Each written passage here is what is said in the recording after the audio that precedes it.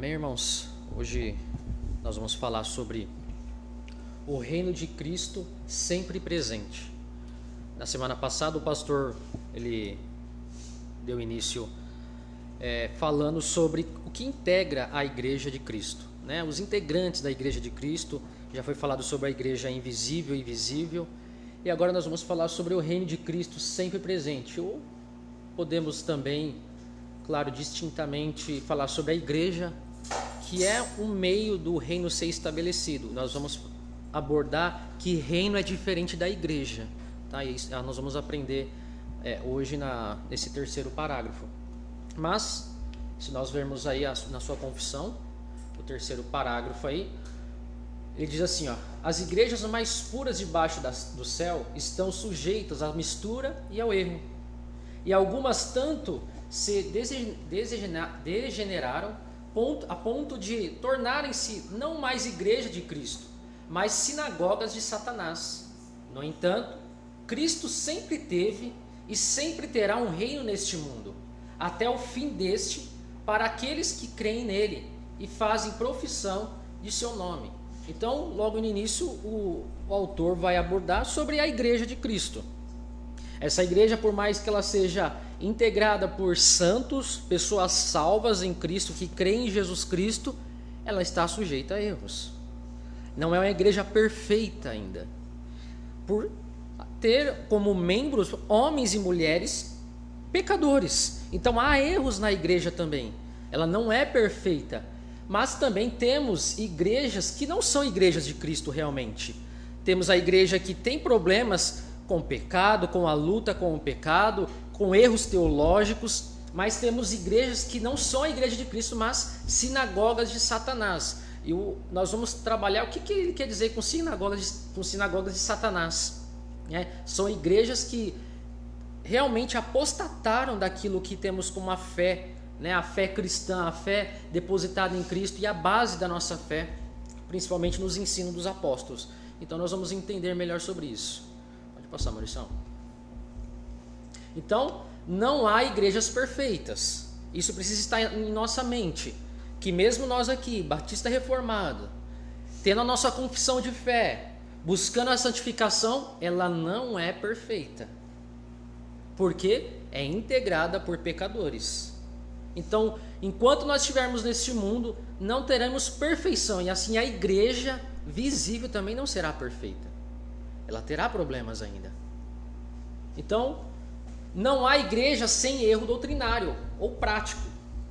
Mesmo as igrejas mais puras estão sujeitas a mistura e erro.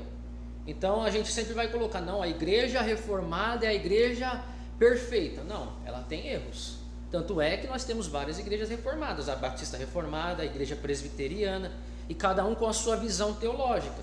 Então vai e tem problemas, erros teológicos, mas nós vamos entender que isso não faz dela não ser a igreja de Cristo. Se nós olharmos para a igreja de Corinto tinha tudo para não ser uma igreja de Cristo. Ao mesmo tempo, ela era uma igreja que tinha todos os dons, havia profecia, havia dom de línguas, havia todos os dons ali, porém, havia também todo tipo de pecado naquela igreja. Então, não é porque essa igreja tem pecados que ela não é a igreja de Cristo, pelo contrário, Cristo veio e está santificando a sua igreja. Então, é isso que nós precisamos ter em mente nesse terceiro parágrafo, que não tem igreja perfeita. Mas isso não significa que elas não sejam verdadeiras igrejas de Cristo, conforme eu já disse. Elas têm defeitos, elas têm problemas, mas elas fazem parte da igreja de Cristo, como a igreja de Corinto. Paulo se dedica em escrever duas cartas, e alguns teólogos vão dizer 3 cartas, a primeira foi perdida, mas essa igreja, por meio dessas cartas, ela é exortada por causa dos seus pecados, mas ela não deixa de ser a igreja de Cristo. Paulo se dedica a escrever, a exortá-los, porque ele entendia que era a igreja de Cristo. E sendo integrada por pecadores, ela vai ter problema, assim como nós.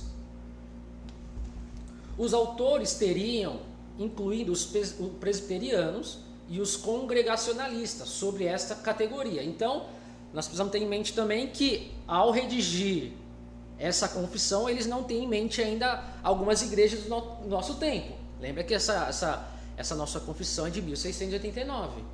Então a ideia do autor ainda é a igreja presbiteriana, muito provavelmente, e a igreja congregacional. Mas, trazendo para os nossos dias, hoje há quantas igrejas? Né? E muitas vezes nós começamos a distinguir, não, essa igreja é de Deus, essa não é de Deus. E nós vamos entender que não é assim que as coisas funcionam. Então, os autores teriam incluído os presbiterianos e a igreja congregacionalista sobre esta categoria, e até mesmo a si mesmos, pois estavam cientes de que ninguém pode ter uma teologia perfeita. Então, a teologia reformada é perfeita? Não. Porque se fosse perfeito, nós teríamos uma unidade em tudo. E há divergências. Principalmente nós olhamos com a igreja presbiteriana, há divergências no pedobatismo e outras circunstâncias da teologia. Então há problemas na teologia, mas não é um problema que fere aquilo que nós temos como fundamento da fé cristã. Aí nós vamos entrar também em igrejas que são totalmente apostas daquilo que nós temos como princípio, como base da nossa fé. Mas existem tais igrejas que degeneraram de tal forma que não se tornaram nenhuma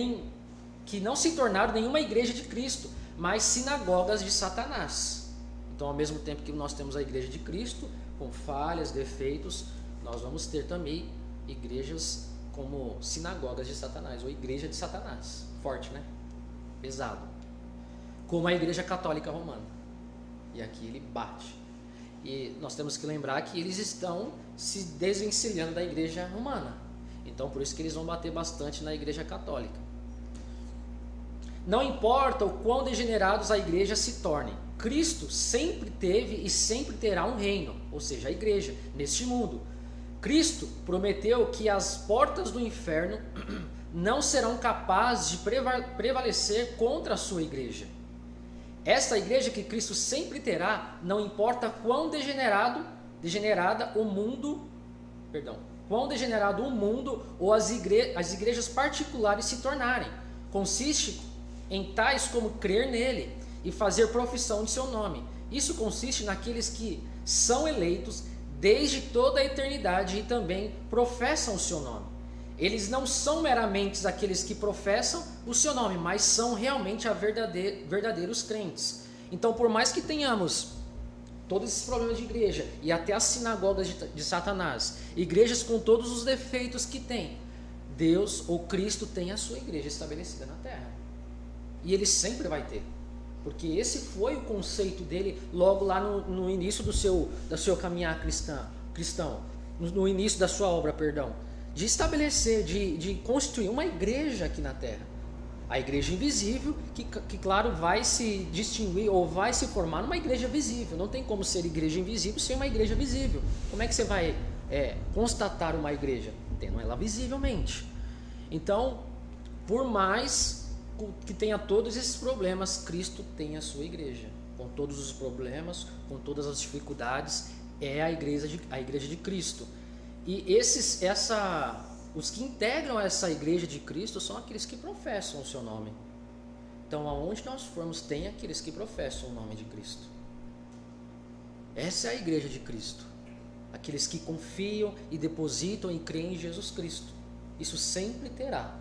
Ao longo da história da igreja nós vemos isso. Quantos problemas, quantas heresias foram levantadas, mas a igreja não deixou de existir. Porque a igreja foi instituída por Deus.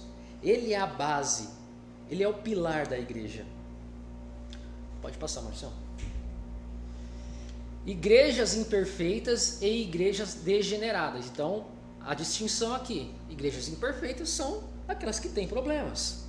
Agora, igrejas degeneradas, aquelas que apostataram totalmente da fé, como a igreja romana, no caso que eles vão abordar a igreja romana. Então, tem essa distinção. Então, nós temos que ter a capacidade, biblicamente, de trazer essa distinção entre uma igreja imperfeita e uma igreja degenerada. Então, nós precisamos ter uma maturidade espiritual e um conhecimento bíblico para distinguir isso. Não há igrejas perfeitas, isso já foi abordado. Se você encontrar uma, não vá, porque você fará com que ela se torne imperfeita.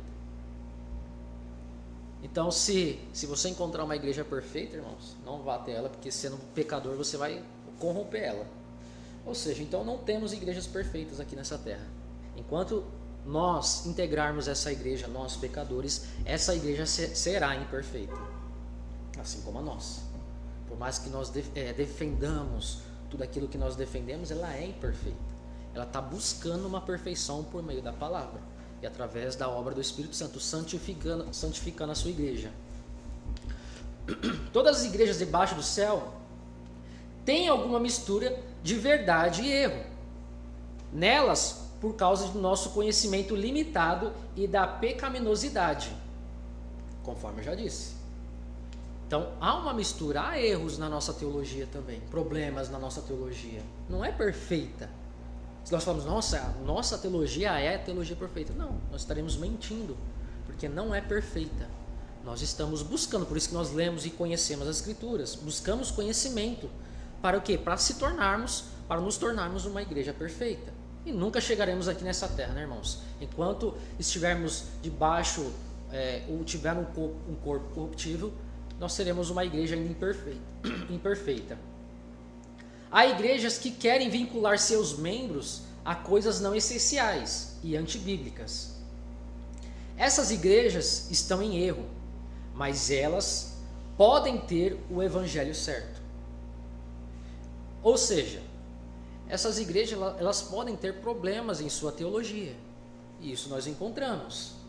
Nós batemos sempre na questão do pentecostalismo. Problemas, mas a gente não pode dizer que não é uma igreja de Cristo. A gente tem que tomar muito cuidado em trazer esse juízo sobre o que realmente distingue de uma igreja de Cristo e uma sinagoga de Satanás. Porque nem Deus, nem Jesus faz isso. No sentido de que há erros teológicos. Então esse daí não é a igreja de Cristo. Nós precisamos tomar cuidado com isso. Nós, principalmente reformados, que estamos querendo defender a unhas e dentes aquilo que nós acreditamos. E nós vemos isso na internet. Pessoas lutando, debatendo sobre questões às vezes secundárias. E as pessoas já estabelecem o juízo. Não, essa igreja aí não é a igreja de Deus. Como na verdade não é assim que funciona. Não ferindo aquilo que nós temos como base da fé, nós não podemos fazer isso. Entende? Nós precisamos tomar muito cuidado em fazer essas distinções. Algumas igrejas podem exigir que todos usem uma tradução particular da Bíblia, ou se abstenham de álcool. Então você pode encontrar uma igreja aí que fala, não, você não pode beber não. Se você beber, você vai para o inferno. Ou, a nossa igreja só vai usar uma tradução, e se você não usar essa tradução aqui, você está fora. Nós não podemos falar que essa igreja não é uma igreja de Cristo. Nós precisamos tomar cuidado com isso. É claro, voltando, ratificando, desde que não fere aquilo que nós temos como uma base da nossa fé. Como a igreja romana, a igreja romana ela fere aquilo que as Escrituras estabeleceu. Como fé, como meio de salvação, a salvação por meio da graça. A igreja romana não acredita na salvação totalmente pela graça. Ela acredita que nós precisamos fazer alguma coisa ainda mais para sermos salvos. E nós vamos ver isso aqui. Então, ambos não são bíblicos e, portanto, são erros. Mas isso não significa que tal congregação tenha degenerado a ponto de ser realmente uma sinagoga de Satanás. Então eles estão só simplesmente num erro teológico. Eles não são ainda uma sinagoga de Satanás. Eles estão no erro. E como todo cristão, ele está buscando. Se vocês olharem, principalmente para as igrejas pentecostais, por mais que com todos os problemas, eles estão buscando um aperfeiçoamento. Não são todas, claro, mas as mais sérias, eles estão buscando. Então nós não podemos trazer um juízo sobre essas igrejas assim, não, você não serve.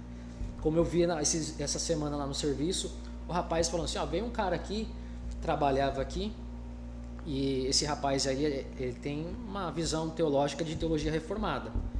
E ele falou para ele assim, a sua igreja é uma igreja de Satanás, falou para ele.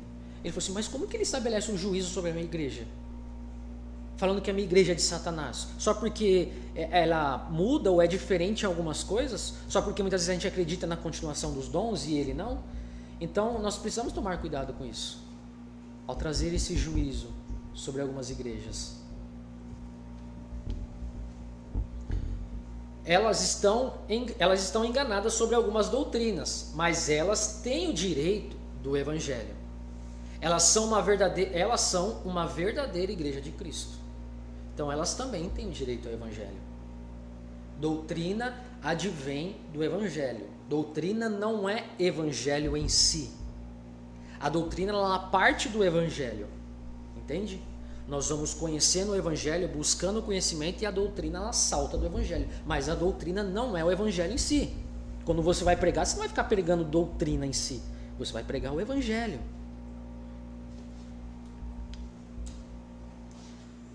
O Evangelho, direito do Evangelho, eles são uma verdadeira igreja de Cristo. Muitas igrejas não aderem à confissão de 1689.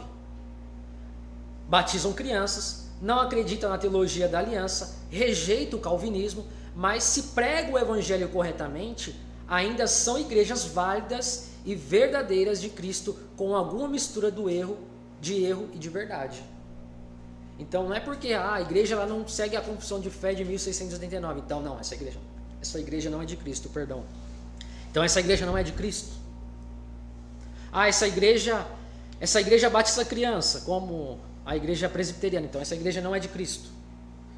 É claro que se nós formos aprofundar nessa questão, a gente vai encontrar alguns problemas. Mas, a princípio, a gente não pode trazer esse juízo. Não, essa igreja aí é uma igreja de Satanás.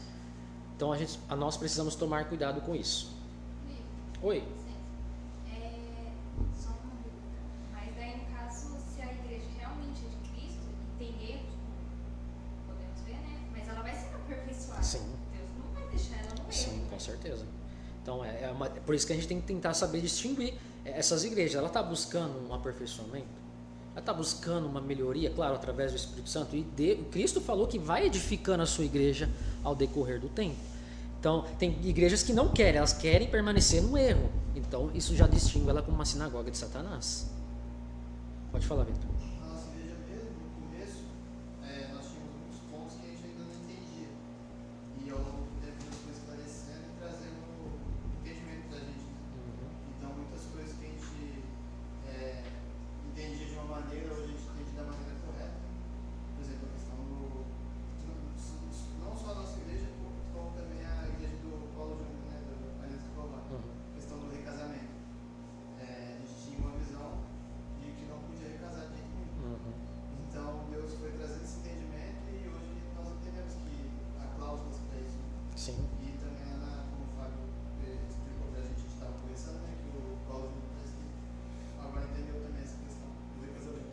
Então, a igreja ela vai, através de Jesus Cristo, ele vai trazendo esse aperfeiçoamento para ela.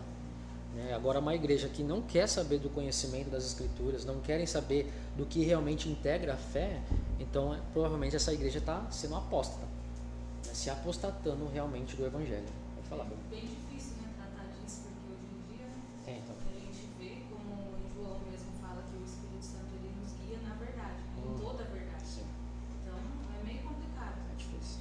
A gente Mas acaba julgando, na verdade. Porque, tipo assim, se a gente serve de Cristo, ele deve exercer o senhorio sobre a gente. E a sua palavra deve prevalecer. Sim. O que a gente vê hoje em dia, infelizmente, se assemelha mais com a sinagoga de Satanás. Exatamente. Tanto é que a questão da nossa confissão, ela está olhando somente aquilo que está no tempo dela. Imagine se fosse hoje. Não seria só a igreja romana, não. Ia ter muita igreja envolvida nisso daí. Acho que a igreja romana está sendo a pior ou a melhor das coisas entre as outras igrejas que estão sendo levantadas por aí. Então você vê cada bizarrice que se olha o catolicismo, às vezes eles estão mais corretos do que a igreja que se diz evangélica. Então você vê como que está sendo totalmente deturpada a igreja que se diz evangélica. Então nós precisamos ter a maturidade, o conhecimento bíblico para distinguir. Agora, se essa igreja começa a ferir aquilo que nós temos como base da nossa fé, por exemplo, a justificação somente pela fé, a salvação pela graça, isso já é um distintivo de que essa igreja não é uma igreja de Cristo. Ah, você tem que fazer isso para ser salvo. Opa, já é um alerta de que essa igreja provavelmente é uma igreja apóstata. Agora, se você vê uma igreja que, embora ela creia, não, realmente a salvação é por meio da fé em Jesus Cristo, é pela graça, mas ela tem problemas, por exemplo, como a continuação dos dons de línguas, isso não pode trazer ela, ou não pode trazer um juízo sobre ela, falando, não, essa igreja aí não é uma igreja de Cristo. Entendeu? É nesse sentido que o autor aqui ele está querendo destacar. Mas se fere aquilo que nós temos como fé, a base da nossa fé, então é uma sinagoga de Satanás. A Igreja Católica Romana,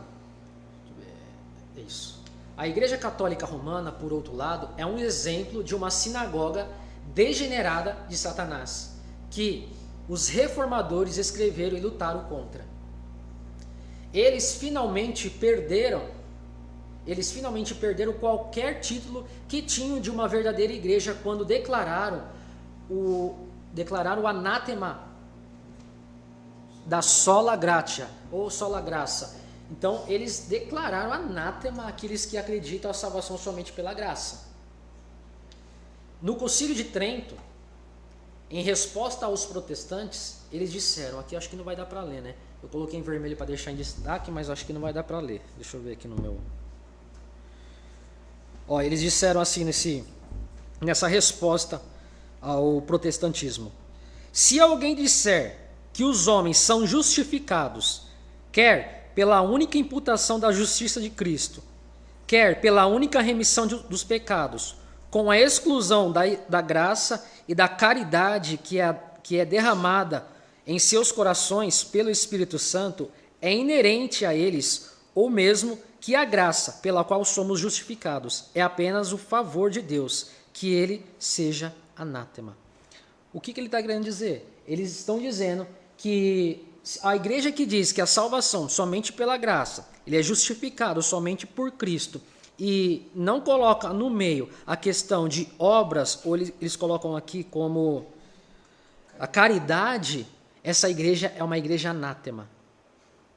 Percebe como eles ferem aquilo que nós temos como base da nossa fé, a salvação pela graça? Eles incluem mais alguma coisa para a salvação, ou seja, algo que nós fazemos para sermos salvos. Então, uma igreja que faz isso, provavelmente, como a igreja romana, ela já está se apostatando, ou ela já se apostatou da fé. É uma sinagoga de Satanás. Eles destapam a igreja católica, porque era o grande problema da sua época. Mas em nosso meio nós podemos ver isso aqui e coisas piores no meio evangélico, que nós podemos dizer que realmente é uma igreja que não é a igreja de Cristo, mas uma sinagoga de Satanás. Pode falar, Laura. Esse é o único ponto que ele traz como se ferir é uma sinagoga de Satanás ou tem outros pontos? Tem outros pontos. A questão da mariologia. Acredita que a Maria ela é intercessora, quando na verdade a Bíblia não traz isso. Cristo é o nosso intercessor. Mas das O papado, evangélicas- o quê? Das evangélicas, esse seria o único ponto. De distinguir? É. Que se fere a nossa fé, sim. Aquilo que nós temos como base. Ela já... Questão de eleição, essas coisas. Não. Você fala, essa igreja não acredita na eleição. Você não pode falar que é uma igreja de Satanás. Porque isso é uma visão teológica.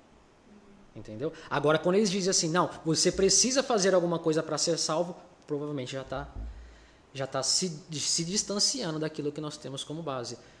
É complicado, irmãos, porque se nós olharmos para a história da igreja, o arminianismo foi tratado como heresia. Porque, querendo ou não, você tem que fazer alguma coisa para ser salvo. Mas nós olhamos para a igreja, por exemplo, a Assembleia de Deus, muitas vezes eles não têm conhecimento disso. Eles não têm um conhecimento tão aprofundado. Estou dizendo algumas igrejas, tá? Não estou dizendo igrejas que têm conhecimento, mas eles realmente dizem, não, você precisa fazer alguma coisa para ser salvo. Mas, se nós vemos que essa igreja ela está seguindo um caminho, mas somente por falta de conhecimento, nós não podemos trazer um juízo sobre ela assim, falando que é uma sinagoga de Satanás. Entendeu?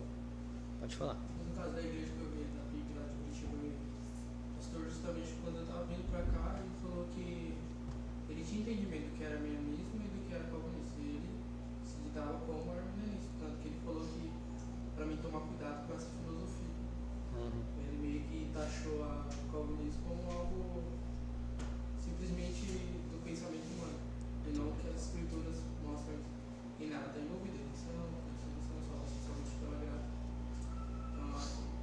nesse caso, ele está abertamente dizendo que ele confia que a salvação tem parte o homem para a salvação. Aí precisa analisar se realmente ele conhece, né? Ou ele só diz que conhece. Porque se nós olharmos o arminianismo histórico, eles acreditam na eleição. Eles acreditam na salvação só pela graça. Seria mais semi-pelagianismo. Sim. O que nós vemos muitas vezes hoje em dia é o semi-pelagianismo, e não o arminianismo histórico. A igreja arminiana histórica, ela tem essa convicção de que a salvação é somente pela graça, mediante a fé. Embora tenha alguns problemas, mas como base eles têm. Entendeu? Agora a igreja, quando nós vemos uma igreja que começa a falar que não, por exemplo, a Deus e amor, algumas coisas que eles colocam como meio de salvação. Se você fizer isso, você vai perder sua salvação. Isso já começa a ferir aquilo que nós temos como base. Se você fizer isso, você vai ser salvo. Então, a salvação já está começando a ser por obras. Mas aí nós precisamos analisar. Mas eles estão fazendo isso por falta de conhecimento ou porque eles realmente estão querendo mostrar que a salvação é por obras? É nesse sentido que a gente precisa saber distinguir. O fato, por exemplo, você pegou a Assembleia, mas é uma história, é uma igreja que já tem uma certa história, Sim. um certo tempo. Então, assim, esse tempo, essa negligência deles, essa demora deles reconhecer assim, os erros, não seria... Então, se nós olharmos, por exemplo, a igreja do Belém, é uma igreja que é intitulada como uma igreja séria. Eles acreditam na salvação pela graça. Eles acreditam na salvação pela graça, mediante a fé. Então, se nós olharmos... Porque quando nós falamos Assembleia de Deus, mas tem muita Assembleia de Deus. Então, olhando para as igrejas sérias, é que agora até a Belém está meio desandada, mas se nós olharmos historicamente, eles acreditam. Então, nesse sentido, sim, nós não podemos estabelecer um juízo sobre ela. Não, essa é uma igreja de Satanás. Agora, se nós olharmos agora algumas ramificações dela, aí nós já vamos ter problema. Principalmente Madureira. E aí você vai ter Assembleia de Deus, visão de águia, visão de não sei o que, aí piorou. Né?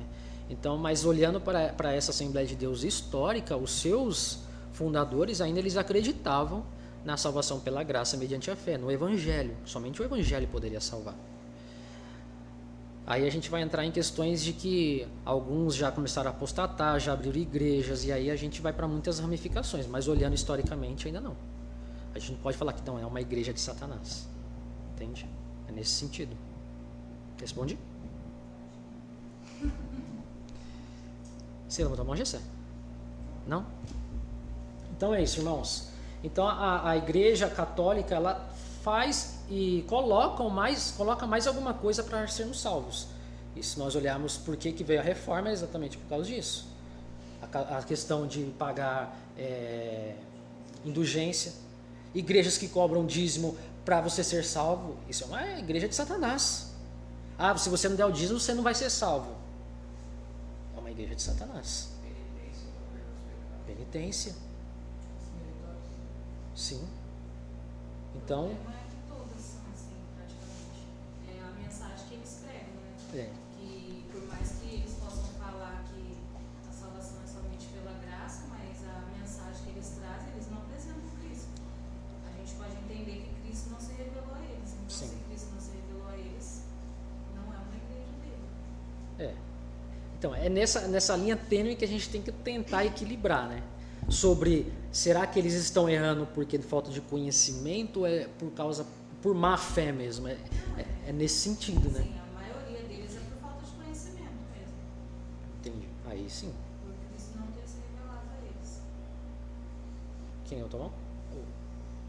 Esse assunto me deu uma instigada, porque assim, de onde nós viemos na congregação, muitas coisas eles têm como falta de fé, mas não seguem. Por exemplo, a questão do dízimo agora, né? Por exemplo, eles não aceitam o dízimo lá, mas um pregador deles, que é um ancião antigo, diz que você só vai herdar o céu se você der a coleta. Ele diz que a coleta é um pedacinho de um terreno que você compra no céu. Indulgência. Algumas irmãs dizem que a irmã só pode ser ouvida se a irmã orar com véu. A minha esposa, por exemplo, ela tinha mania de sempre ter uma dor. Ela ouvia testemunhos, né, entre aspas, de que irmãs foram curadas colocando véu em cima da parte dolorida, né, da parte doente. Então ela colocava o véu e ali ela se via curada muitas vezes. Outra coisa, a congregação ela assume que a Bíblia é a palavra de Deus, mas no inário deles, no primeiro ponto de doutrina, fala que a Bíblia contém a palavra de Deus. Aí depois, em cima do púlpito, a Bíblia só toma vida quando o ancião ele começa a pregar, não quando ele lê a Bíblia. Quando ele lê a Bíblia, ali é só a letra morta. Mas depois, quando ele começa a profetizar, ali é a vida. E eles estão percebendo esse processo, esse êxodo de dentro da congregação, mas eles não se arrependem. As igrejas estão esvaziando, mas eles continuam falando que a congregação, o pior ainda de tudo, é que eles dizem que a congregação é a graça de Deus e é a arca. Muitos dizem que chamam a congregação carinhosamente de a arca CCB, falando que ela é a arca de Deus, cujo Luiz Francisco saiu de onde ele morava, e a graça de Deus entrou no Brasil em 1910, quando ele entrou no Brasil e veio abrir algumas congregações em Santo Antônio da Platina. Ou seja, essa igreja, essa instituição, ela vem vivendo a verdade do Evangelho, mas nega sempre que pode, ou seja, em todos os dias. Eles ferem, né, aquilo que nós acreditamos. Então, já é um indício que é uma sinagoga de Satanás. E outra coisa que precisamos também destacar, que nós atacamos o sistema, tá, irmãos? É o sistema. E não as pessoas em si. É a forma que é enxergada a teologia por eles, e não as pessoas. Porque ela pode ter um salvo na igreja católica. Ela ouviu alguma coisa, ela está lá. É claro que o Espírito Santo vai a conduzi-lo à verdade, a buscar uma igreja séria, bíblica. Entende? Nós atacamos o sistema da igreja. A Igreja Assembleia de Deus. Qual é o problema da Assembleia de Deus? São as pessoas em si ou o sistema dela? Então nós vamos atacar o sistema dela. A teologia que vocês pregam não está de acordo com as Escrituras. Essa visão teológica não está de acordo com as Escrituras. E não atacar as pessoas, porque às vezes as pessoas estão lá por falta de entendimento. Claro, conforme eu já destaquei, as pessoas que têm o Espírito Santo vão ser conduzidas à verdade, conforme nós. Nós saímos de igreja que consideramos algumas como heréticas. Por quê? Porque o Espírito Santo foi trabalhando em nossa vida. E nós não estamos numa igreja perfeita, não, mas estamos buscando essa perfeição. Igual o Felipe, desde os meus 25 anos lá nessa igreja, eu sempre ouvia que quando um saía, é porque Cristo está limpando a obra dele, está passando a primeira, vai ficar aqueles que é realmente de Cristo. Sempre ouvi isso lá dentro, igual o irmão falou, é o sistema da igreja, não é Porque muita gente quer atacar as pessoas, né? Não, você não é um salvo, não. Você é um filho do diabo. Não é assim. Às vezes é o sistema onde ele está que é pecaminoso. Mas a pessoa pode crer em Jesus Cristo. E ainda lhe falta a sabedoria. A sabedoria de como deve ser, qual é a forma de ser salvo. Então tudo isso a gente precisa analisar, né? Tem pastores que estão nessas igrejas que sequer têm conhecimento. Eu converso com os pastores lá no serviço, que se diz pastores, você vê que eles não têm conhecimento.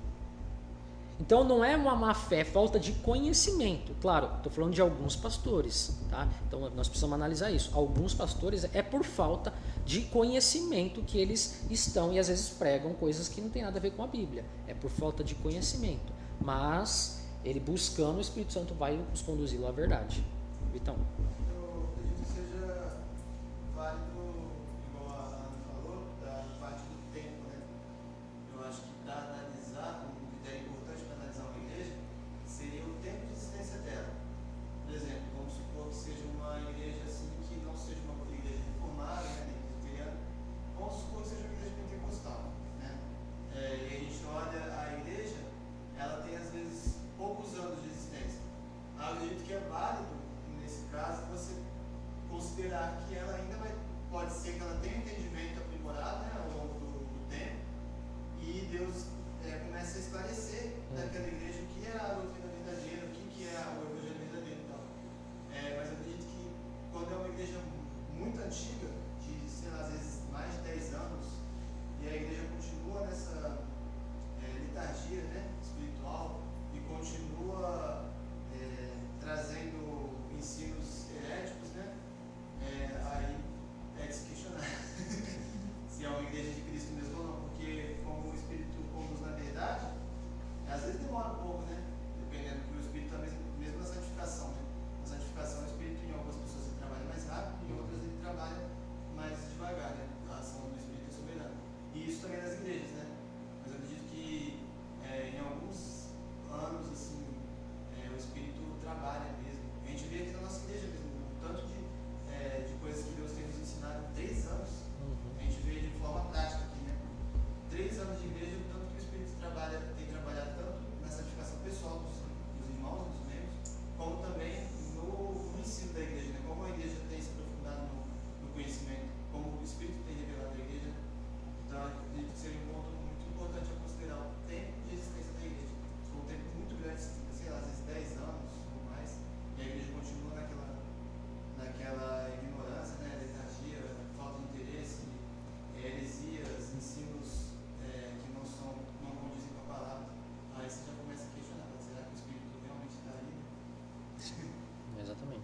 nós temos que também analisar os frutos. Por exemplo, o meu pai e minha mãe são de igrejas pentecostais. Meu pai é pastor de uma igreja pentecostal.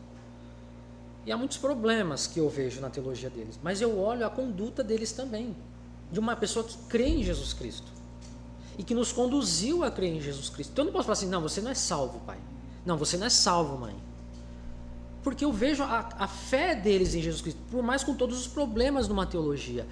O fruto deles mostram que realmente eles creem em Jesus Cristo. E agora é o que? Eles têm que buscar o conhecimento mais aprimorado da teologia ou das escrituras em si. Mas eu não posso estabelecer um juízo e falar, não, vocês não. Vocês não são salvos porque você tem uma visão sobre os dons e os dons de língua continuam ainda hoje. Então eu não posso fazer isso. Tá? Pode falar, Jessé.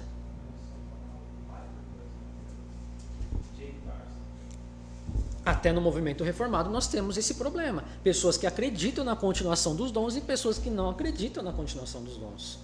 Os continuistas e os cessacionistas. E aí, então, essa igreja que acredita na continuação dos dons, ela é uma igreja herética? Então, é nesse sentido, a gente precisa analisar, ter essa maturidade de analisar. Pode falar, Laura.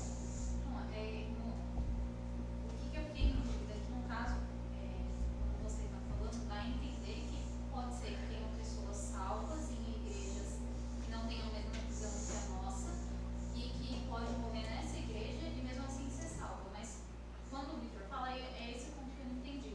Essas pessoas que são salvas e estão nessas igrejas hereges, necessariamente elas têm que, por exemplo, elas em algum momento da vida dela vão ter entendimento e vão procurar igrejas que, por exemplo, têm a mesma visão que a nossa ou não. Elas podem morrer nessa Elas podem igreja morrer e lá. serem salvas. Podem morrer, porque a salvação não depende do conhecimento teológico. A salvação depende da fé. A salvação é graça, não é conhecimento teológico. Eu não posso dizer que uma pessoa que morre numa igreja pentecostal não vai ser salva. É nesse sentido. A gente não pode estabelecer juízo sobre indivíduos, eu acredito, mas sobre igrejas. Sim, é isso que eu estou dizendo. Denominações a gente pode sim, porque tanto que quantas pessoas que saem dessas igrejas são salvas, mas a igreja herege permanece lá. Então a gente pode estabelecer juízo, eu acredito, sobre essas denominações, mas não que Deus não possa ter pessoas salvas lá. Sim, exatamente. Assim, isso seria uma exceção, né? No caso da salvação dessas pessoas. Sim, uma exceção. Porque quando a gente olha a maioria dessas igrejas, todo mundo está pensando nas mesmas igrejas. É só passar na porta de qualquer igreja 7 horas, daqui a pouco a gente vai ver. Não é nem a questão da prática da liturgia deles, mas é o que eles acreditam mesmo. É salvação por obras. Por mais que eles não se declarem abertamente, tem os pontos teológicos deles, que eles podem até admitir, porém na prática é outra coisa.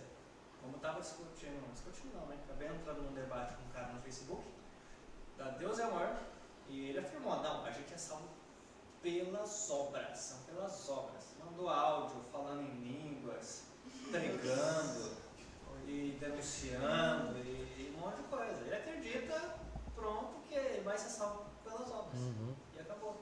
E a igreja dele também prega isso. Agora, pode ter alguém lá que seja salvo, que crê realmente? Pode. Sim. Pode ser salvo. Exatamente. Pode chegar ao entendimento, inclusive pela internet. Apesar da igreja, essas pessoas estão salvas. Mas na grande maioria, a gente enxerga tanto o sistema quanto as próprias pessoas presas no engano, que não querem saber daquilo, que querem realmente merecer a salvação e vão lutar a todo custo para tomar a coroa da salvação das mãos de Jesus e falar, é minha, eu mereço ela. Então, a gente precisa, é essa maturidade que a gente precisa ter. É nesse sentido. Há pessoas que querem aquilo. Elas querem, não, é isso. Mas tem pessoas que não têm conhecimento. Por exemplo, o nosso irmão Flávio e nossa irmã Gerlande. Se eles morressem na congregação, mas eles já tinham começado a conhecer mais a Cristo e criam em Cristo. Se eles morressem lá, eles não iam ser salvos? A partir do momento que eles criaram em Cristo, eles foram selados. Entende? Então ele ia trabalhar a ponto de tirar eles dali, né, e fazer tanto que usou muita vida deles ali para libertar muitos do erro também. Agora, se a pessoa ela quer ficar, ela está pregando, não, é isso, gente, é isso que a salvação é assim, então já mostra que essa pessoa não é salva. É impenitência realmente. Agora, a pessoa, por falta de conhecimento, é outra coisa. Steven Nelson fala reformados pentecostais, né? Ele faz uma crítica Sim. na igreja do MacArthur, se eu não me engano. Ele fala daquelas pessoas que são sinceras, mas mesmo assim estão erradas. Tipo assim, nossa, tem várias, mas principalmente na igreja pentecostal dos amores, tem muitos idosos lá. Eles realmente não têm entendimento, sabem nem ler. Então, Mas eles creem na salvação por obras. Isso não exime eles da responsabilidade do que eles acreditam. Porque assim, fé para eles pode ser tudo. Eu acredito que se eu tomar essa água ungida, eu posso ser curado. Tipo assim, apesar da sinceridade do coração deles, a gente estava conversando sobre isso, eu e Israel hoje, sobre a oração dessas pessoas. Assim, eles não podem ser salvos a menos que Cristo, que eles ouçam o Evangelho e creiam, né? Caso contrário, mesmo sendo sinceros, mesmo chorando com toda a devoção deles ali, eles acreditam no erro. Entendeu? Então assim, é bem complexo. é complexo. É complexo. Pode falar. Até essas senhorinhas mesmo, que a gente pensa assim, nossa, tadinha da mãe. Nossa, você vê um anjo na Mas face fala dela. pra elas, pra você ver que a salvação não é pelo que elas fazem, que é somente através de Cristo, que é o que Cristo fez por nós. Elas não aceitam, velhinha, tadinha, mas elas não aceitam. O mais lamentável e deplorável de tudo, Felipe, é que eles são doutrinados inconscientemente, mas trazem ao consciente a destruir famílias. Pessoas perdem o desejo pela vida. Pessoas cansaram de chegar na minha casa querendo se matar. Então, inconscientemente, essas doutrinas, é por isso que, assim, com todo o respeito, mesmo que está sendo filmado, eu considero a congregação como sendo uma seita diabólica e que não terá regeneração. Porque os homens de lá se mostram totalmente impenitentes, matam as pessoas em paz. Para eles é como se eles vão numa padaria, comprar um pão, ver a pessoa morrendo ali, deixa morrer, deixa eu seguir minha vida. É como a igreja romana. A igreja romana é incontestável do que ela é uma sinagoga de Satanás. Eles fazem aquilo porque eles querem. Eles seguem aquilo, eles adoram Maria porque eles querem adorar Maria. Eles querem. É o desejo deles. Você pode mostrar, você pode fazer o que for. Eles acreditam naquilo e eles vão seguir aquilo. Chegaram na minha esposa e falaram assim: mano, salvação é por obras. O seu esposo está louco. Você é tão jovem, tão bonita, se separa dele. Separe-se e viva na graça com a gente. Quer destruir o nosso casamento. Então, nesse sentido, ela sim, realmente, ela é uma sinagoga de Satanás. Ela deturpou totalmente o evangelho, né? Mas pode ter alguém salvo lá. Sim, isso eu não descarto nunca. Pode ter, e eu acredito que tenha. Eu E acredito os que salvos, tenha. eles vão ser E vão. extirpados Vão. dali dentro, né? Exportados, né? Sim. Alguns não davam tempo. Sim. Salvo. Sim, exatamente, é nesse sentido, entendeu? Mas eu acredito que há salvos nessa igreja. Acredito. E eles podem, se Deus permitir ter uma vida longa, essas pessoas, o Espírito Santo vai conduzi-las à verdade, né? Ou se Deus não quiser, vai tirar a vida delas estando lá, mas elas creem em Jesus Cristo, não tiveram um conhecimento totalmente pleno do Evangelho. Nossa, ela conhece cada ponto do Evangelho, mas sim, Grande é o ladrão da cruz. sim, ele não teve conhecimento teológico, mas ele creu em Jesus. Pode falar, Gisele. Eu até conversei isso com o pastor André antes de vir para cá, por conta da destaquei. Uma das minhas dificuldades na época de sair da Assembleia de Deus foi exatamente por constatar em algumas pessoas uma vida piedosa e que criam em Jesus Cristo. Pessoas infinitamente mais piedosas do que eu, mas assim, eu sou piedoso assim, sabe? Mas os irmãos veem minhas fases, mas assim, eu identificava, e na época que eu fui sair, eu saí simplesmente pelo sistema, pela doutrina, mas quando eu olhava para essas pessoas, algumas pessoas que criam firmemente em Jesus Cristo, algumas pessoas se destacavam mesmo assim, criam, choravam na mensagem da cruz, até que eu estava conversando com uma moça esses dias com a André. Só que o sistema não dava para manter, mas eu lembro que isso foi uma das minhas dificuldades sair da igreja por conta do apego a esses irmãos que criam piedosamente na fé de Jesus Cristo, Sim. mas sim com erros Doutrinários. Você vê a questão do John Wesley e o George Whitefield. John Wesley era um arminiano, mas ele pregava o evangelho em si. E tanto é que o George Whitefield vai dizer sobre não, se eu encontrar, se eu for para o céu, eu não vou conseguir nem chegar perto dele, porque ele está tão próximo de Cristo que eu não vou conseguir chegar perto dele. Ou seja, por mais que todo o problema teológico que John Wesley tinha, a fé dele estava em Cristo Jesus. E ele permaneceu o resto da vida nesse sistema. no metodismo, né, que depois vem a questão do metodismo. E nós temos um problema com o metodismo, por causa do arminianismo. Entende? Mas ele cria em Jesus Cristo. E você viu o grande avivamento que houve na Inglaterra por meio dele. Quantas pessoas se converteram, realmente creram em Jesus Cristo? Entende? Pode falar, Laura. É difícil porque eu achava que, por exemplo, ele mesmo, John Wesley, não era salvo. Mas por que você estabeleceu esse juízo? Porque eu achava que não tinha a mesma teologia, que ele não cria um completo. Pelo menos era isso que eu entendi até então. Então, esse é o problema. Só quem podia ser salvo era o Entendeu?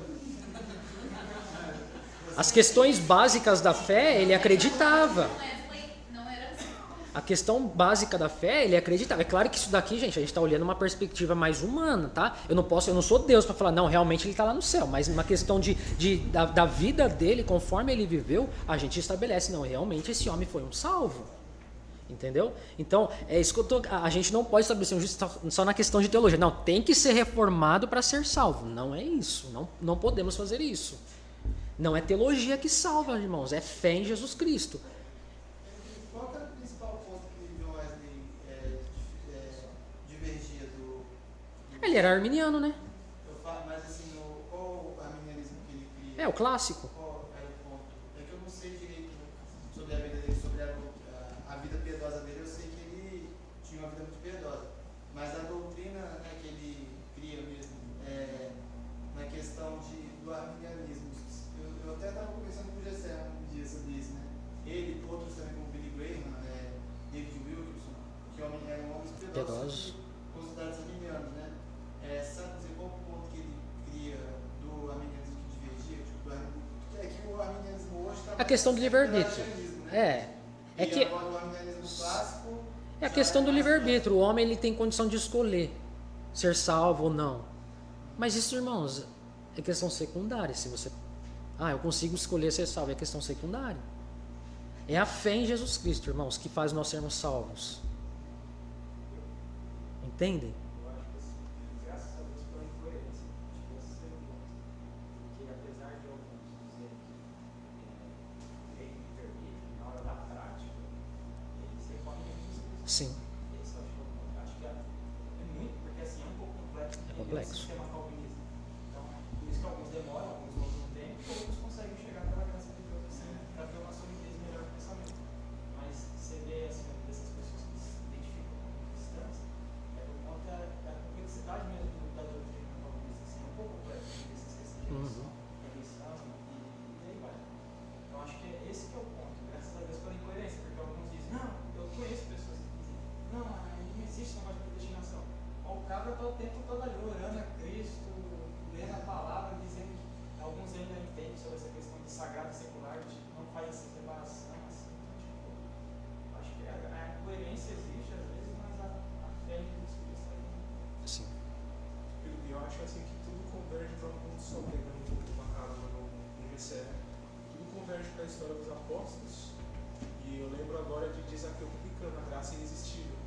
Não tem para onde você fugir. De uma forma ou de outra, o Senhor te constrange de uma forma que você ou é expurgado de lá ou você é salvo de uma forma ou de outra. Exatamente. É isso. Mais alguém? É complexo, irmãos. É complexo. Pode? Porque na retrasada eu estava lendo e eu cheguei em Jeremias e algo me chamou a atenção quando ele fala em Jeremias 29:8, porque assim diz o Senhor dos Exércitos, Deus de Israel, não vos engane os vossos profetas que estão no meio de vocês, nem os vossos adivinhos, nem deis ouvidos aos vossos sonhadores, que sempre sonham segundo o vosso desejo, porque falsamente vos profetizam eles em meu nome. Eu não os enviei, diz o Senhor. Em Jeremias ele está dizendo daqueles que, dentro do meio, antes de ir para o Babilônia, ele vai falar que tinha um povo salvo ali, dentro deles tinha os incrédulos que seriam mortos à espada, uns queriam fugir, que seriam mortos, outros seriam no cativeiro. Mas mesmo dentro do cativeiro ainda tinha pessoas incrédulas no meio do povo de Deus. E ele traz, depois do exílio da Babilônia, a gente está vendo em Êxodo e Neemias, que tem pessoas incrédulas no meio do povo de Deus. A gente vê isso no Egito, a mesma coisa. O Senhor salvando um povo, mas a maioria morrendo no Egito porque eles não tinham fé em Jesus. Outros porque tinham erro. Aí a gente vê também no Novo Testamento, a gente vê Nicodemos, José de Arimateia, ali na sinagoga, com eles, possivelmente teólogos ali, mas na hora em que Cristo foi morto, eles demonstraram sua fé. E foram lá no túmulo buscar a Cristo. E a gente vê também até Paulo tendo alguns problemas com a igreja de Judéia, mas alguns eles chamam de irmão, porque a fé estava em Cristo Jesus. Então eu creio que nessa questão, acho que até comentei com o José, que pastor, eu acho que você está no meio ali. Israel, não tenho maturidade muitas vezes para ver o que é um erro e o que é uma heresia. Eu não tenho essa maturidade. Eu, possivelmente, se eu tivesse no tempo ali de Nicodemo, eu ia falar que ele não era salvo.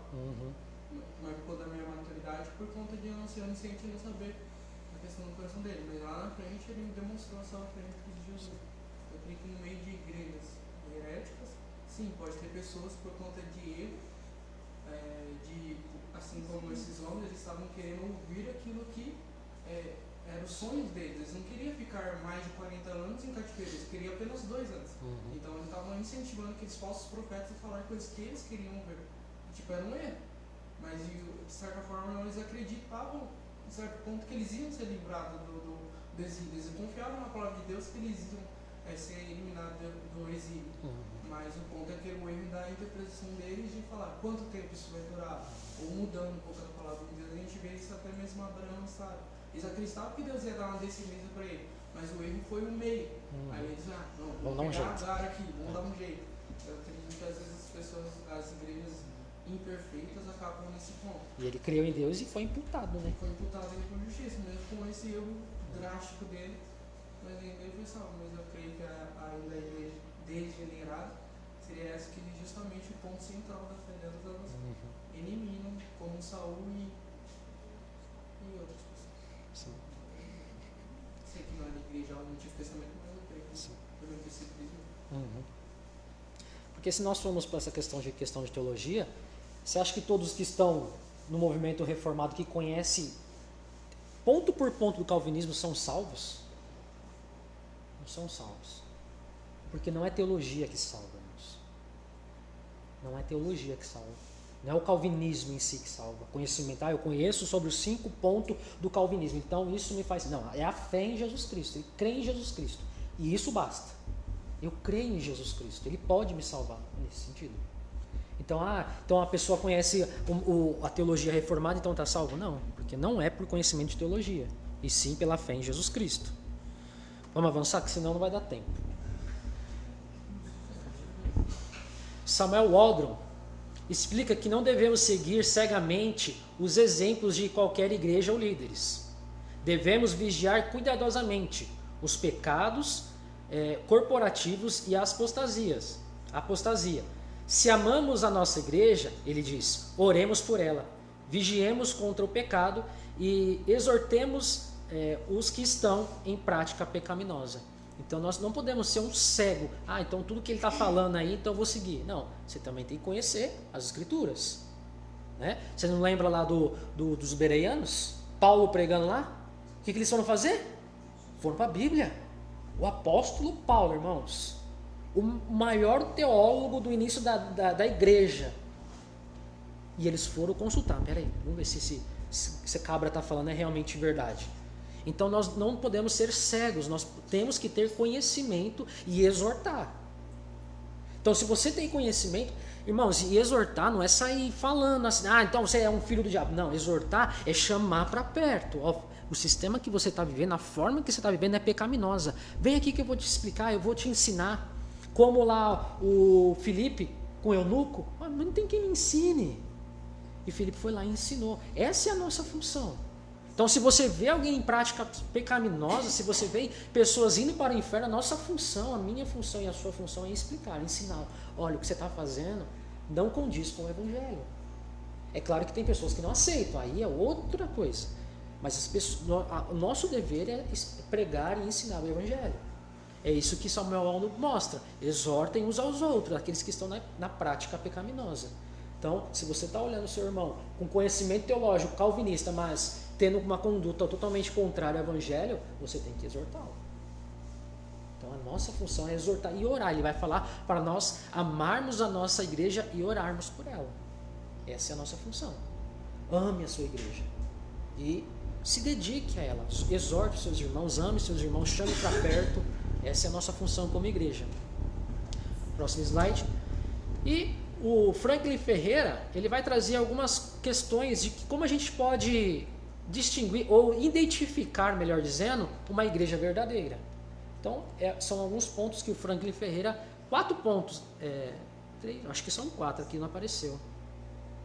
Se eu não me engano, são 3. Deixa eu ver aqui. Não, perdão, são 3 mesmo. São 3 pontos que ele destaca de uma igreja realmente genuína, verdadeira. Não está dizendo uma igreja perfeita, tá, irmãos? Mas uma igreja que realmente tem procurado viver de acordo com o Evangelho. Então, o primeiro ponto é a unidade. A igreja é una, porque sua unidade procede dos fundamentos no único Deus. Ou seja, essa igreja crer no único Deus. Então, é a unidade dessa igreja, em crer no Deus verdadeiro, o Deus das Escrituras. Essa é a primeira distinção que ele faz. Se você olha para essa igreja e realmente eles creem em Deus, já é um primeiro passo que essa igreja é de Cristo. Segundo ponto, a santidade. A igreja é santa porque os cristãos são santos, por estar unido a Cristo. Então essa igreja, ela é uma igreja santa não no sentido de ser perfeita, mas porque os que integram ela são crentes em Jesus Cristo, salvos, santos no sentido de que Deus ou Cristo salvou. E nesse sentido, essas pessoas vão buscar santidade. Então, uma igreja que tem buscado viver em santidade, se vê os seus membros, os pastores, lutando, buscando em oração, em conhecimento da palavra, para a santidade, já é o segundo ponto de você, opa, essa igreja aqui realmente é uma igreja que tem caminhado, realmente trilhado o Evangelho. O terceiro ponto, a catolicidade. Ela abrange a todos, no sentido de todas as raças, tá? Né? Todos no sentido, vamos pegar um qualquer que não crê em Jesus Cristo e faz parte da igreja. Não é isso, mas no sentido de todas as raças. Ele vai dizer, ela é aberta a todas as pessoas, de todas as cores, raça e condição financeira ou social. Então, uma igreja que acolhe as pessoas, que recebe as pessoas. Porque se nós vemos lá em Tiago, o que eles estavam fazendo? Acepção de pessoas. Mas uma igreja, mas ali é por falta de um conhecimento mais aprofundado. Mas uma igreja que tem fazendo distinção entre rico e pobre, entre negro e branco. Então, peraí, porque o Evangelho abrange todos. Não existe mais distinção, Paulo vai dizer. Nem judeu, nem gentil, nem servo, nem escravo, todos são salvos. Então, esses 3 pontos ele coloca como possivelmente essa igreja é uma igreja verdadeira. Ela tem uma unidade, ou seja, crê no único Deus, ela vive em santidade e ela acolhe a todos. Ela recebe. Imaginem, não vou receber o Flávio não, ele veio lá da igreja lá da congregação lá, então não, só tem que vir aqueles que são da Batista, nasceram na Batista. Não. Né? Então é nesse sentido, a gente acolhe aqueles que creem em Jesus Cristo, professou a fé em Jesus Cristo, vive numa conduta, a gente acolhe sim. Ou não, talvez a pessoa não tenha ainda essa maturidade de conhecer a Cristo. Nós vamos acolher e ensiná-lo tudo sobre o Evangelho. Amém? Referências bíblicas, rogo-vos, Efésios 4, do verso 1 ao 6. Rogo-vos, pois, eu prisioneiro no Senhor, que andeis de modo digno da vocação, o que fosse chamados. Verso 2, com toda a humildade e mansidão, com longanimidade, suportando-vos uns aos outros em amor, esforçando-vos diligentemente por preservar a unidade do Espírito no vínculo da paz. Há somente um corpo e um Espírito, como também fosse chamado numa só esperança da vossa vocação.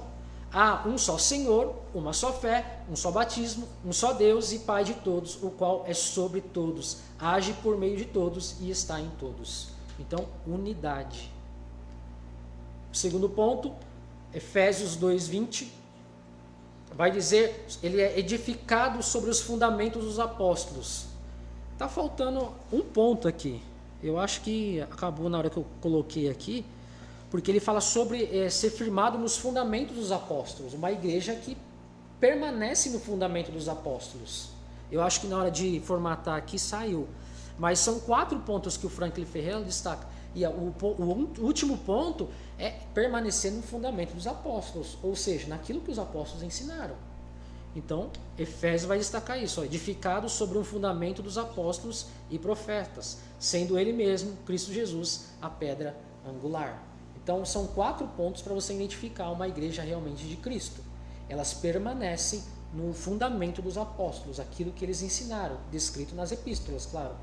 Então, são esses 4 pontos. Se você olha para uma igreja e essa igreja tem tentado ou tem permanecido nesses 4 pontos, provavelmente essa é uma igreja de Cristo. Uma igreja apóstata. Este é o evangelho. Uma igreja apóstata. Este é o evangelho e Roma o rejeitou. Então, como pode ser uma igreja verdadeira, uma verdadeira igreja de Deus rejeitando o evangelho de Deus? Então, aqui ele vai trazer e vai voltar naquilo que o Concílio de Trento retratou sobre a questão dos protestantes. Então, ele vai destacar como é que eles não acreditam no evangelho, ou seja, a salvação por meio da graça, a salvação pela graça mediante a fé. Isso não é uma igreja. Não é uma igreja de Cristo, é uma sinagoga de Satanás. É o evangelho que cria a igreja, mas Roma rejeitou o evangelho nesta declaração. Ou seja, o evangelho institui a igreja, uma igreja verdadeira. Só que para Roma não. Eles rejeitam totalmente o evangelho. E nós vamos ver como eles enxergam a questão da própria igreja em si.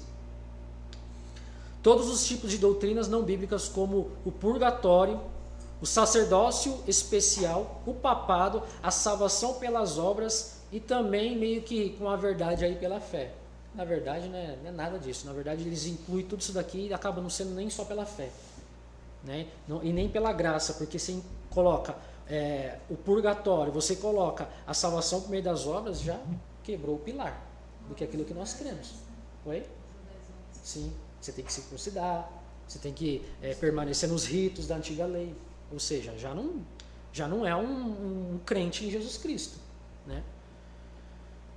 Todas essas coisas excluem a igreja católica romana de ser uma verdadeira igreja de Deus.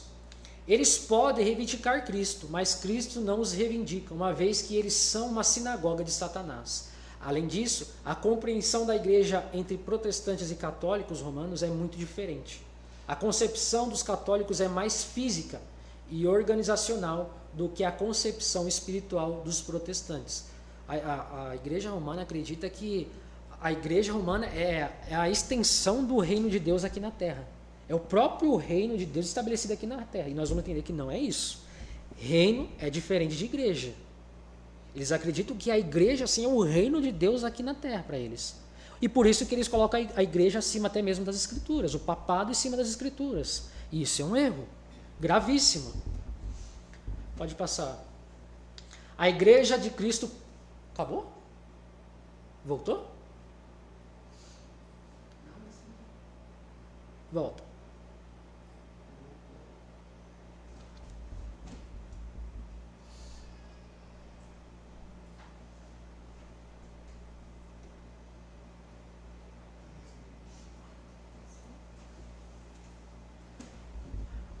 A igreja e o reino de Deus.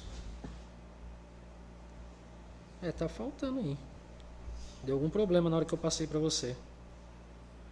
Mas enfim. Vai entrar nesse ponto aqui. A igreja... Pode passar. Passa. A igreja e o reino de Deus. Aqui ele vai trabalhar a questão de distinção entre igreja e o reino de Deus. Neste ponto, pode ser apropriado dizer algo sobre a relação da igreja com o reino de Deus. Estes são os 2 temas importantes nas Escrituras. Há certamente uma relação entre esses dois, mas qual a relação? Os católicos romanos, olha o ponto deles, por exemplo, acreditam que a igreja romana é a manifestação visível do reino de Deus na terra. Por isso eles colocam a igreja muitas vezes acima, ou colocam realmente a igreja acima das escrituras. O que a igreja decidir está decidido, não importa as escrituras. A Bíblia, ela vem da igreja, a igreja que instituiu e colocou os livros lá como sendo realmente inspirado por Deus. A visão clara disso, o exemplo claro disso era que eles não queriam nem dar acesso ao povo. Exatamente. Não queriam nem incentivar o povo Sim. a conhecer. Só eles poderiam, só eles tinham a permissão de ler as escrituras. Olha a ideia. E aí existia a heresia das 3 línguas, que o hebraico e o grego foi totalmente corrompido, somente o latim era uma língua santa. Então por isso que a Bíblia está no latim e a missa, o culto, sei lá o que eles chamam, tem que ser em latim, porque é uma língua santa. Olha a ideia. Não entendia nada.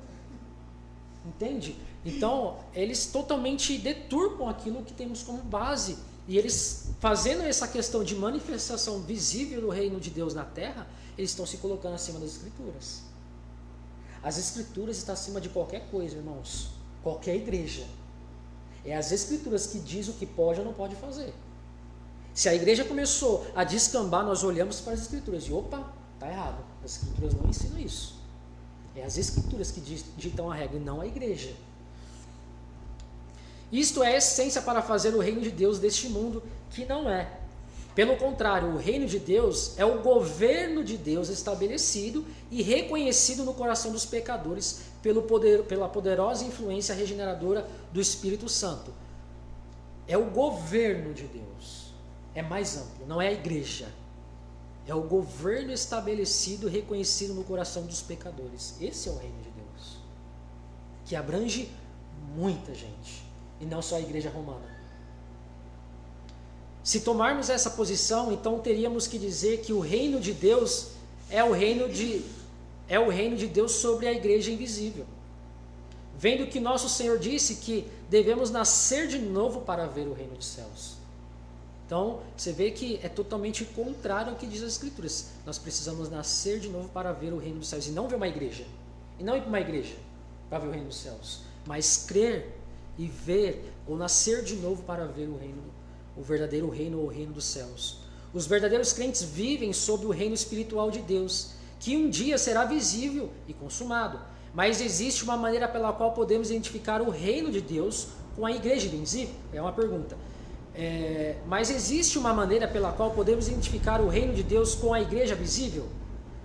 As Escrituras não nos permitem identificar o reino de Deus com a igreja romana, organizada, ou qualquer corpo da igreja, pois o reino é a esfera do reino espiritual de Deus sobre os crentes. A igreja são os cidadãos do reino de Deus e seus súditos. A igreja é constituída por súditos, de homens que adentraram o reino, que conhecem o reino, e não a igreja é o reino. Entendem? A igreja é composta de cidadãos do reino, e não a igreja é o reino. Dizer que a igreja é o reino é confundir os dois. Eles certamente estão intimamente associados em Mateus 16, capítulo 16, verso 18 e 19, mas não são idênticos. A igreja detém as chaves do reino. Ela não é o reino. Luiz Berkoff, pode passar. Berkoff explica que a conexão entre a igreja visível e o reino. Pode-se certamente dizer que a igreja invisível pertence ao reino. É uma parte do reino e até mesmo a mais importante encarnação visível das forças do reino.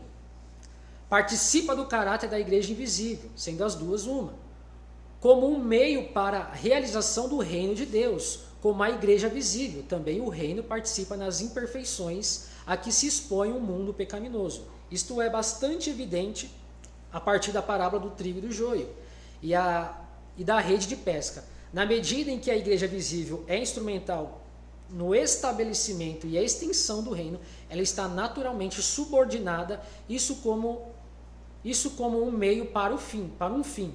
Pode-se dizer que o reino é um conceito mais amplo do que a igreja, porque visa nada mais, nada menos do que o controle completo de todas as manifestações da vida. Então, olha o destaque aqui, pode-se dizer que a igreja visível pertence ao reino, ela não é o reino aqui na terra, ela pertence a um reino, a esse governo, é uma questão espiritual. A igreja católica entende como uma questão física, e eles são o reino de Deus aqui na terra. Pode passar. A distinção.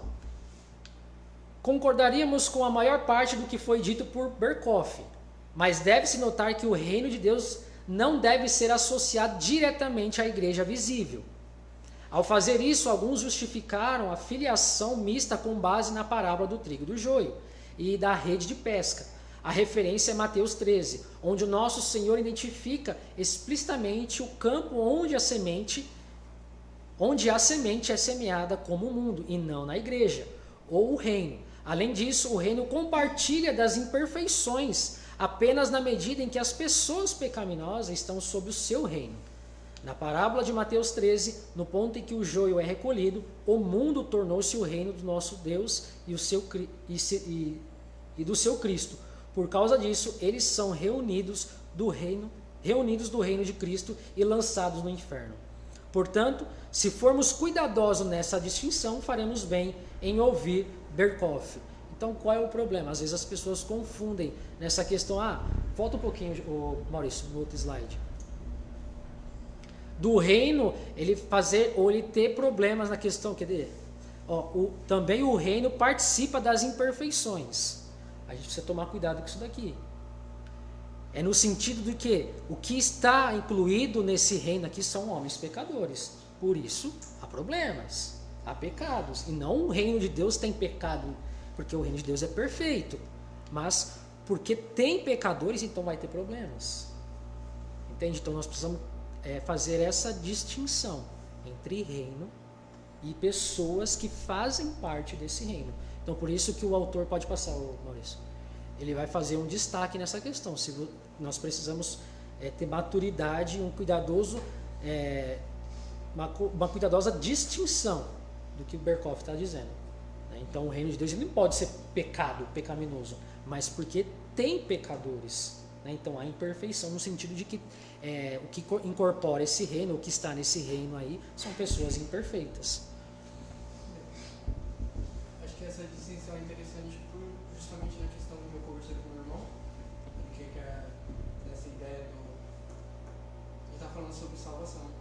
Ele falou, então, é uma pessoa que estava no reino, mas ela foi lançada. Mas aí justamente está falando de igreja. Não está falando propriamente do reino dos céus. Porque senão aí iria a questão de perder a salvação, não. Falando de pessoas que estão numa igreja, que é visivelmente pessoas que estão no reino dos céus, mas que não são cristãs e podem ser lançadas fora, crescendo junto com vocês. O joio e o trigo. Pode passar, Maurício. Esse cidadão aqui, George Land, um pré-milenista histórico, resumiu muito bem a diferença entre o reino e a igreja. O reino é, primeiramente, o reino dinâmico ou o governo real de Deus, e derivadamente, a esfera na qual o governo é experimentado. Na linguagem bíblica, o reino não é identificado com seus súditos. Eles são o povo do governo de Deus que entra nele.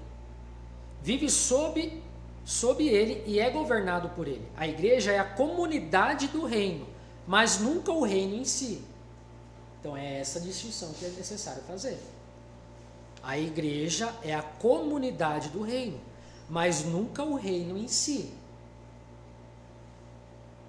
Os discípulos de Jesus pertencem ao reino como o reino lhes pertence, mas eles não são o reino em si.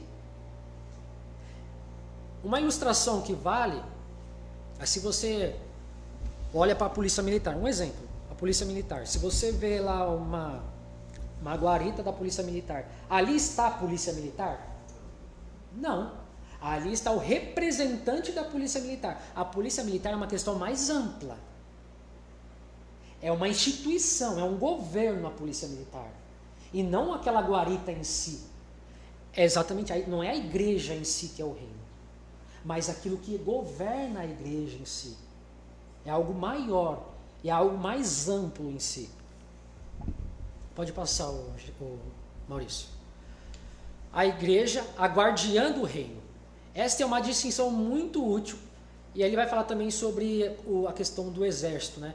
Fala-se de regra e da esfera dessas regras, e o outro fala do povo governado. Quando as pessoas entram no reino, elas também se tornam parte da igreja universal. Em outras palavras, aqueles que estão no reino de Deus também estão entre a igreja de Deus. O reino de Deus no Novo Testamento é tanto um presente quanto uma realidade vindoura. confundir o reino, e a igreja é, em essência, dizer que quando os discípulos pregam as boas novas do reino de Deus, eles estavam pregando as boas novas da igreja. E não é isso, eles estão pregando sobre a igreja, eles estão pregando sobre as boas novas. Como observamos acima, a igreja é a guardiã do reino, porque ela detém as chaves do reino. Nas palavras de John Frame, a igreja consiste daqueles que foram conquistados pelo poder salvador de Deus, que agora estão alistados na guerra do reino de Deus contra o reino de Satanás. A igreja então deve manter a metáfora militar, o quartel-general do reino de Deus, a base a partir da qual o domínio de Deus se estende e se expande. Nas palavras de Dever, a igreja é a koinonia, ou a comunhão de pessoas que aceitam e entram no reino de Deus. Portanto, podemos dizer que o reino se manifesta visivelmente entre o povo de Deus. Então, é essa distinção que nós temos que fazer. Igreja é uma coisa, reino é outra. A igreja ela é detentora, sim. Ela vai espalhar a questão da questão desse reino, mas ela não é o reino em si, o que faz a igreja romana. Por isso o problema que eles têm em colocar a igreja acima das escrituras. Nós não fazemos isso. Entendeu? Acho que acabou, né? É isso, irmãos. Já avançamos muito no horário. Não dá para fazer perguntas, mas depois nós conversamos mais sobre isso. É uma questão complexa? É uma questão complexa, mas tendo essas principais distinções, a gente vai conseguir identificar uma igreja realmente que tem permanecido e tem sido uma igreja de Cristo, e uma igreja que está apostatando realmente do Evangelho, é uma sinagoga de Satanás. Amém?